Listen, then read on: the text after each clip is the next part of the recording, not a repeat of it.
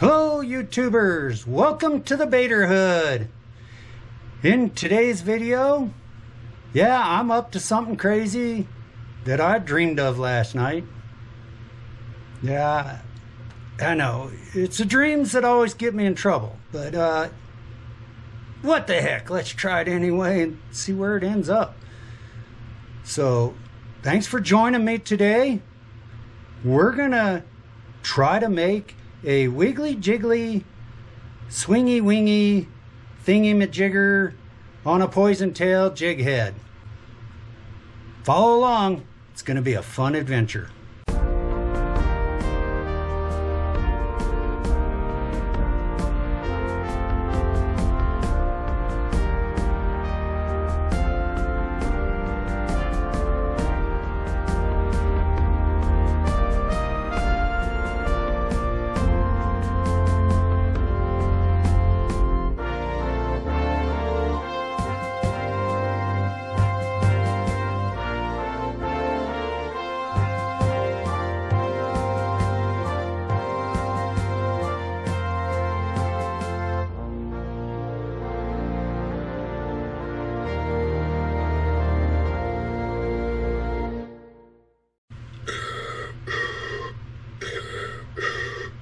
Baiter, I am your father. So, did you ever really want a certain kind of jig, but you found out you don't have the hooks, you got the mold, you don't have anything that you really need to make it, so you decide to do something really crazy? Yeah, that's what I'm doing today, so follow along. It's going to be a great adventure. Let's get to rocking and rolling here and see what kind of a mess we can make. I'm going to move you down here just a little bit so that you can maybe see what I'm doing. This is 035 music wire is what it's called. It's a spring steel wire. They used to use it to make piano strings back in the day when people were hand stringing pianos, and they still do use it, but it's often sold because it's a stainless steel wire, and it's very malleable yet very tough, and it's heat treatable, so now you can make springs out of it. So I'm going to use it to make lures, and what I want is a poison tail head, but I want one of those wibbly wobbly jiggly wiggly swingy thingies on the lure. So here we go. We're gonna take and bend a 90-degree bend into the wire. Okay, then we're going to grab right behind that wire, right at the tip of the smallest needle nose pliers you can get. Now, you can get these pliers from places like Bait Tackle and, Tackle Warehouse, things like that, wherever they sell jig making tools or lure making tools. Or you can go to Hobby Lobby in their jewelry section and save a lot of money, because like when Tackle Warehouse is getting low on inventory and they got about 20 orders, they yell out, somebody's got to go to Hobby Lobby and get some more of these pliers. So, but now what we're going to do is we're going to take this and we're going to swing this around and re-grab it and make a little loop in that wire as tight as we can. Okay? This has got to be really, really tight. And what I do is I put it in there like this, and I give it some mashes. And you're not going to be able to see everything I'm doing, because that's a highly patented secret, all these trade secrets here.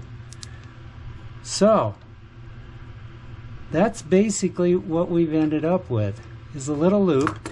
And the important thing is, it's got to fit inside your jig, where the eye of the hook would go. And it does.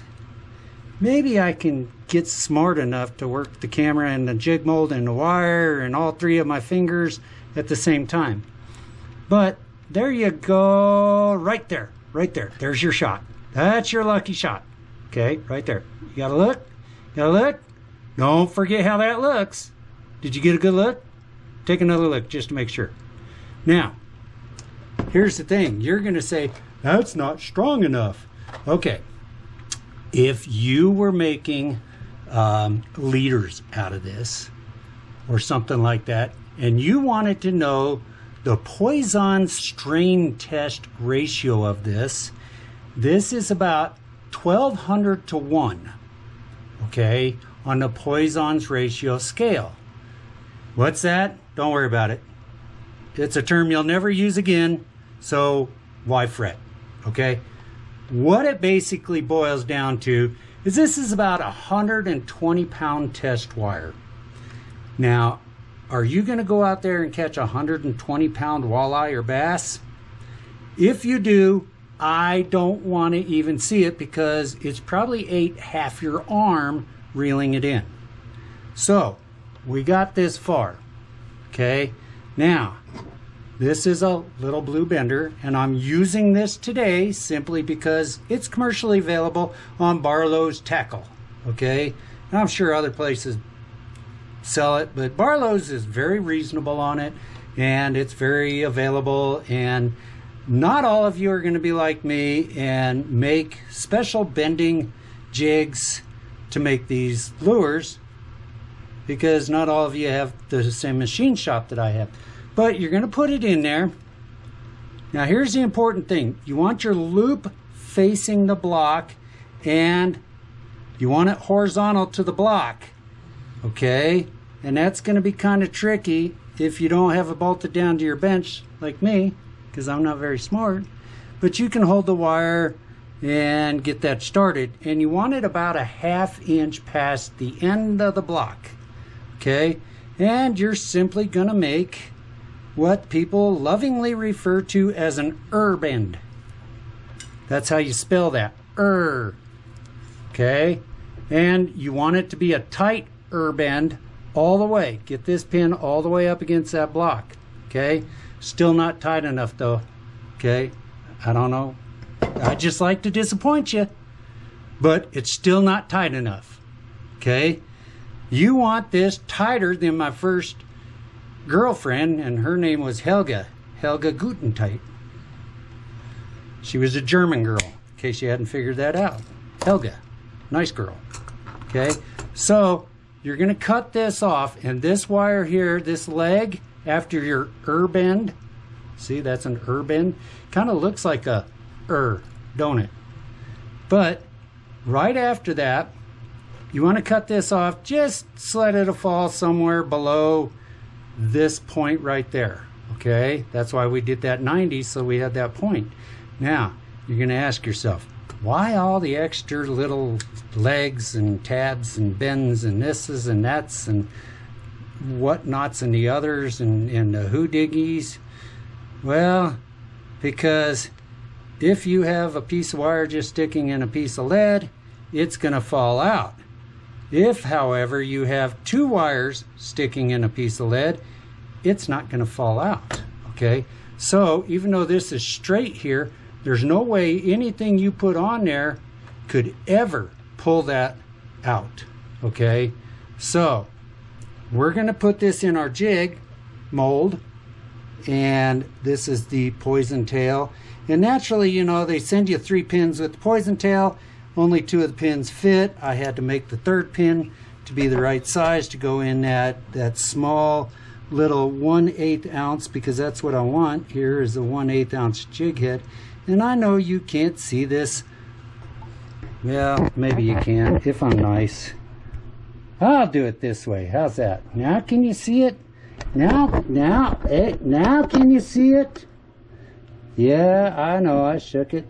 So we got our little first loop that we bent, goes in the eye of the hook. Now that extra little leg and bend there, right here, I got to get my Michael from bait chucking. I got to get my pointer. I need to make a pointer just like his, because see, mine has a wooden handle on it. His don't. I like his more gooder. Okay, but right there, You want that to fall into that hole, okay? And you're kind of twisted and willy and wonky and stuff, and so it's not going to be perfect, but it'll be close. And then we want to slowly close our mold. Let me get you back up here. There you go. Slowly, slower, slower. Slowly close your mold and squish it shut. Now see, we got a little gap there. We better find out what the gap is.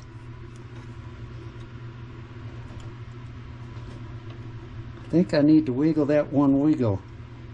Once I get a wiggle on the waggle, it might not jiggle. Okay, I see what the problem is. See this wire here? It's a little bit crooked-dated. You can't have crooked-dated wires in there, because Do It made it with straight wires, not crooked-dated wires. Okay, now if you look, we're all the way closed. Okay, so I'm going to go over to the lead pot. You know how that works. I better show you anyway, just because I'm that kind of guy. So I'm going to turn you around here. Are you seasick yet? Let me know when you are. If you're not, I can work on that. I can help you. So we're going to go to that port, and notice I put my mold all the way up in there. And keep your hand back, because remember, this doesn't have that pin in there, so it's going to leak out the bottom. Okay, we're going to give her a quick shot. Okay, if your mold is all the way up in there, you'll pour that whole thing. That's called forced injection lead pouring. Okay, it's actually the way these ports, let me get my little 8-bit baits pointy thing here. It's not quite right because mine has a wooden handles and his don't. I'm kind of jealous. But anyway, these ports are actually designed by an engineer. They're guys that are supposed to be smarter than the rest of us. Anyway, that port is designed to fit that nipply thing that's on that. Okay, and so when you put this port right up tight against the bottom of that pot, that nipply thing's riding in the bottom there, and it somewhat seals, not great, but a little bit of a good seal, and it helps that lead to force down in there. So if you're holding this way down here like this, and you're going like this, okay, that lead is actually cooling off on its way down through that mold. Okay, and as it's cooling off, it won't completely fill. All of these itsy bitsy squiggly lines that you got in there that are for your jig skirts, okay? But let's not pay attention to that. Let's look at what we made. Oh, it's a masterpiece. So we're going to take our pliers, grab it by the sprue. Don't grab it by the wire. Grab it by the sprue, and we're going to pull it out. If you look, let me get rid of that thing. Okay. Oh, man, almost 1/8 ounce of lead. I might get worn out holding this. But if you look, you know what? I'm going to just do this so that you can look. I like these. These are called flush cutting. And again, Hobby Lobby, the place to be. Green Acres is a place to put a Hobby Lobby. Look at there. I trimmed all that off. Oh man, that is gorgeous. Looky there. There's my little eye for my line to tie onto. More importantly, oh, a spot to put a swingy tail, wiggly, jiggly, hooky thingy, so that I can get. I'll put my skirt on here. My skirt right there. Oh, I got to get my 8-bit pointer. This is an 8-bit pointer. So dubbed. I dubbed the 8-bit pointer. May the force be with you, 8-bit pointer. So I'll put my skirt on here. This I'll just ignore, you know. But you know what's really cool about that? You can flip it over, get your skirt out of the way, and you can get some of that pasty, stinky, fishy stuff, you know, that fish scent, and put it in that groove underneath your skirt, and then your skirt will kind of control how fast that releases, and you'll always have scent on there all day long. But then I got this loopy doopy right here, and I can put my hook on there.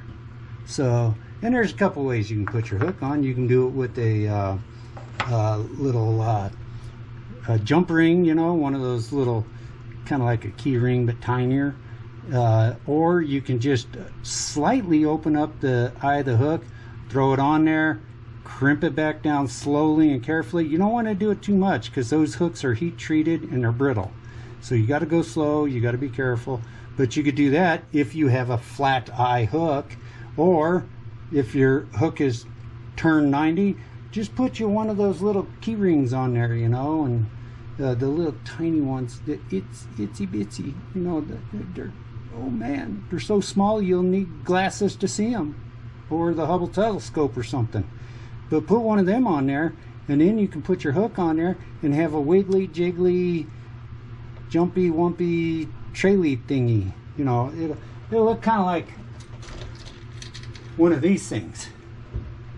And it'll sit back there, and it'll go like that, and holy mackerel, that'll be a fish catcher.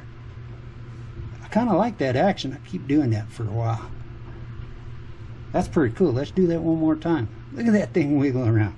Anyway, when you're 3/4 nuts and half crazy like me, that's the kind of things you dream of at night. I guess it's better than having nightmares from when I was mugged by that razor. But anyway, there you go. Poison tail jiggly wiggly thingy wingy. So I hope you enjoyed this video. Thanks for coming along on this adventure. It's been a fun one. Kind of crazy. Kind of like everything else that I do around here. But it's entertaining nonetheless. I think you ought to keep doing it. You guys have a good day.